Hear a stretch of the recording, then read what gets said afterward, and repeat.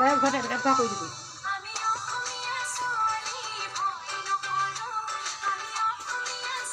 কঁকালটো কি ধুনীয়াকৈ ভাঙি দেখা নাই এইকেইটা ভৰিটো এনেকৈ নামাৰিবি এনেকুৱা এনেকুৱাকৈ নামাৰে কালি চিঞৰি থাকা তই গাটো একদম বৰ হয় কঁকালটো শিকিলে আহিলে আমাক